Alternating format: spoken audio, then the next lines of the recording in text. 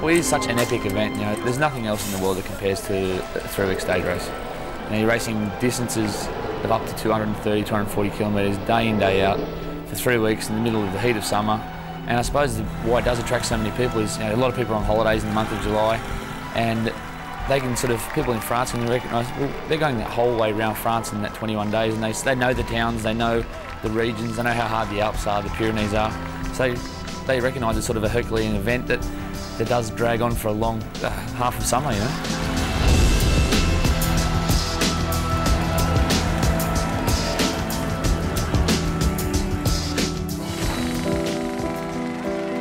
The stages they had, you know, the first Tour de France was 5 stages. It was mammoth distances of, you know, 200-300 kilometres, and they take them, you know, long 14-15 hours to do the stage, or little things like they had to fix their own punctures if they punctured, or they fill up at water fountains to get their water bottles and go run into cafes and things like that. So, and the bikes they rode, you know, the bikes they rode the Tour de France on were different machines than we're riding, and they weren't so comfortable, that's for sure.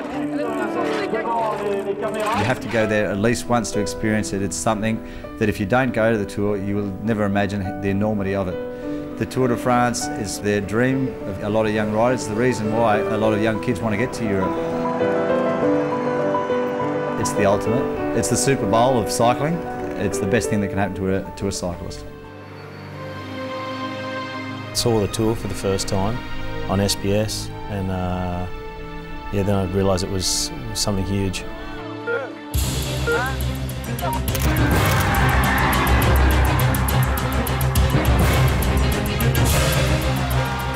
From before I started cycling, it was already a very international event. It used to be ridden with national teams, and you know, Australians rode it as far back in the 30s, but you've got so many different nationalities riding in the Tour now.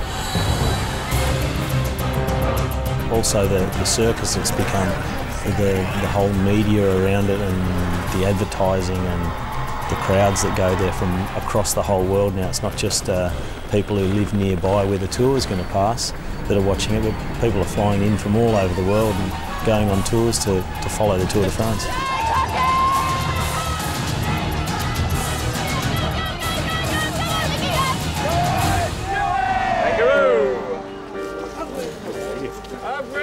It's everything that goes with the Tour de France. Getting home from the stages with the traffic, you know, you've got, people don't realise that we've got sometimes 150k in the morning before the stage and another 100k in the bus after, and you know, we're talking up at 7 and into bed at midnight for 3 weeks in a row, and that whole pressure of everything, the media, the extra attention of the Tour de France, the heat, that's what makes the Tour de France, and I suppose the tradition, you know, there's more pressure, there's more focus on, if you win a stage at the Tour de France, it'll change your life forever, you know. When you go into a big field and you're a foreign rider, you're not respected. You've got to earn the respect of the bike rider. The Aussies don't take being pushed around. They are hard people because they're living on their wits in a foreign country, 20,000 kilometres from where they're born and bred. So they're going to go in there and work hard.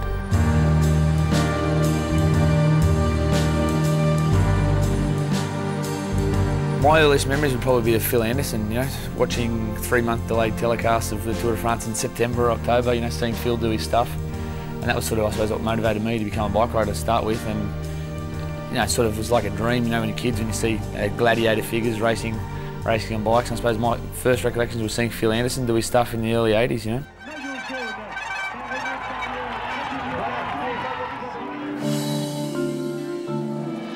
But possibly a bit like a French kid who wants to follow his dream to become an AFL player. He'd be walking around his French village saying, I want to go and play Aussie rules, and they'd be going, what? Where? A gentleman by the name of Gerald George, he sponsored me to go over and join a club in France, in Paris, the ACVB. And so that was a big step for me. It was going to be the vehicle to which I could go and perform on the world stage with my amateur status, and I was hoping I was going to get the experience, get the racing in my legs to be what it would take to, you know, to be competitive at the international level. Once I got over there, I just sort of revelled in the isolation, you know, being a foreigner, and I seemed to grasp the sport over there, and you know, I did extremely well. You know, given the circumstances coming from what was a third world cycling nation into the thick of it. you know, I was excited. It's a big race. I'd heard about it, I'd read about it. You know, everybody made such a big deal about it. So anyway, I was excited to be picked on the team. I was going very well leading into the Tour de France, so I earned my spot, I thought. And but I certainly didn't go into the Tour de France thinking I would be figuring in the results. I thought, well, you know, there's 200 guys here, and I'll possibly be on the last page with with most other people in my position. I was on the Peugeot team, my second year as a professional, the first Tour de France, about 1 week in or 5 days into the tour, and going up the last mountain of the Plateau in the Pyrenees. I was just in the right place. You know, it was the top of the mountain, so it wasn't just by accident, but you know, I had a very good day and was with Bernard Hinault. And Lucien Van Impe, the Belgium climber, he was a couple of minutes up the road, but yeah, finished with Hinault and I was ahead of him on GC, so that gave me the yellow jersey. Bernard Hinault a lancé le sprint à gauche alors qu'Anderson se bat à droite et c'est au coude à coude que les deux hommes ici vont arriver. Deuxième Anderson, j'ai l'impression. I was pretty humble, you know, got up there on the stage and they gave me the yellow jersey, and yeah, they're pushing and pulling you, and I mean, it's, you know, I mean, I was just a kid from Hawthorn, and you know, it's a lot different than a club race out the back of Melbourne somewhere. Suddenly there I am on the world stage, and it was, you know, pretty overwhelming. Nothing could prepare for what I was undergoing, getting that yellow jersey. Qu'est-ce que tu préfères, le vélo ou la moto? La moto, ouais. La voiture, comme le directeur. Allez, file. I mean, I had no idea what to expect. I mean, it was I was there surrounded in this aura of the Tour de France, and you know, suddenly I was everybody's best mate. On parle beaucoup du Tour de France en Australie? Pas autant que du rugby? Pas beaucoup. Football. Mais on va en parler maintenant. Football et cricket. Mais maintenant, les journaux vont en parler en Australie. Oui, maintenant le grand intérêt. De quelle région êtes-vous en Australie? Melbourne. À Melbourne. Oui. And I remember they brought out a map of the world because they didn't know where Australia was. In fact, that, you know, I was fortunate they'd still had Australia there. It was very small down the bottom. It was about half the size of France. Anderson démarre. Cet Australien de 24 ans, révélation de la saison dernière, coureur complet, le meilleur jeune professionnel de ce tour, porte le maillot blanc. A lot of people remember Skippy, the bush kangaroo, and so that was the only thing they knew about Australia, you know. So they called me Skippy, or the kangaroo, which is every time I still go over there, people still chant it when I drive past, and it's just silly, you know. It's stuck. It's stuck. G'day, I'm Bill Anderson from Australia. Hope you're going to be watching SBS Tour de France coverage. Hopefully one of us Aussies can win a stage for you this year. Bye now. Before the rollout start from Rennes today, SBS television cameras gleamed these world-exclusive pictures from Phil Anderson's Motorola team meeting. We can get Phil in a little group. You know, I think he's got the best legs and the most consistent legs right now. The tactics were made to order. Anderson secured his first stage win since 1982, and with it moved 5 places up the overall point score. In an ideal position as we come up to the last 500 metres. As Anderson's on the left of our picture and going for it now. Oh, and he comes home a little bit. He might get penalised for that. And it's Evans taking on the bar. Anderson's gone clear now. Phil Anderson is going to bring to an end the Motorola's day. They said it all in the meeting, and Anderson wins on the line. 2 hands in the air. Anderson, Eamon, Tobe and Derni's on the line. And Phil Anderson takes his first stage win since 1982. Can reflect back and you know, think about how I did, and it was you know, this is some great memories, and I do get very passionate thinking about it. Yeah, I'm passionate about it, and yeah, proud of it.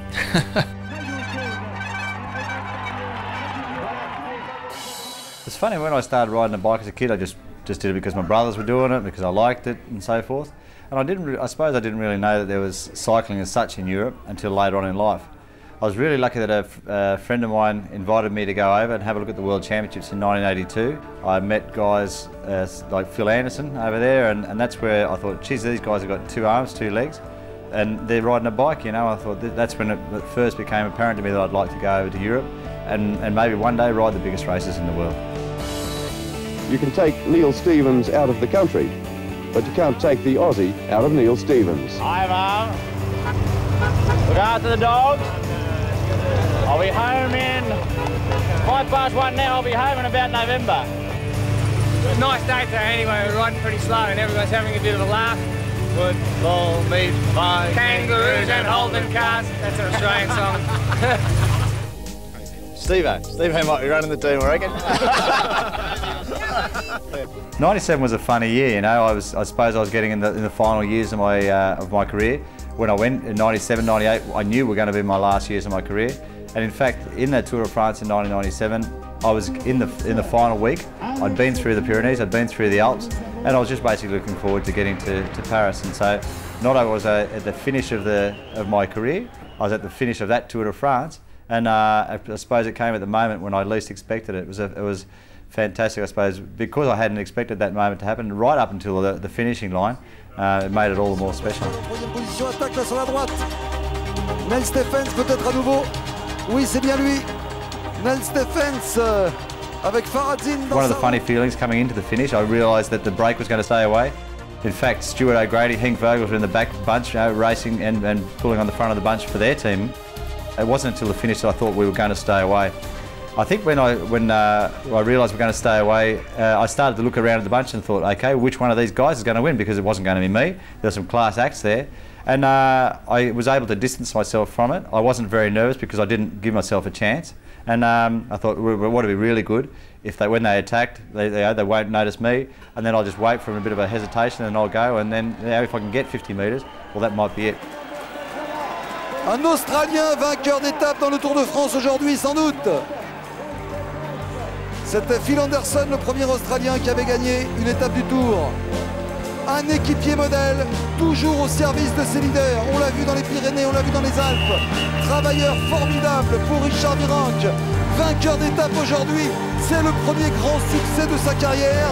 À 33 ans passés, Nel Stephens, pour le bonheur de toute la caravane du Tour, c'est tellement mérité. C'est tellement mérité. Bravo! I only realised I was going to win when I threw my hands up. I realised that this was a special moment. I couldn't keep it to myself. I did the baby rocking motion, and now she's 9, going on 10 years old, and it was great that I was able to think of my wife and think of my daughter at that stage, and really, make something special out of it. A rainy evening in Colmar couldn't stop the glow on the beaming face of Neil Stevens. Pretty good. After 13 years of racing in Europe, the boy from Canberra had finally achieved a long life ambition. A small crowd gathered in the hotel lobby to welcome their new hero. And after a quick shower and change, Stevens was officially welcomed as one of the elite riders in the Tour de France.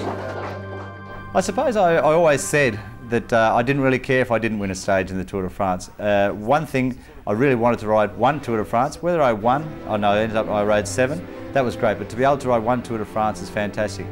To be able to help teammates of mine, and I suppose throughout my career I was famous for helping my teammates, to be able to help teammates of mine to get on the podium in the Tour de France, to be able to win stage in the Tour de France, I always said that gave me as much satisfaction of being able to win myself. I suppose as the years go by, and I realise, and I really am quite proud to be able to say, yeah, I won a stage in the biggest bike race in the world. It really is special, and it really is nice to be able to do that. But there's many other Australians out there that haven't won stages, but they should feel proud of themselves as well, because they're out there, they're doing it for not only for their teams, but for Australia as well, in the biggest bike race in the world.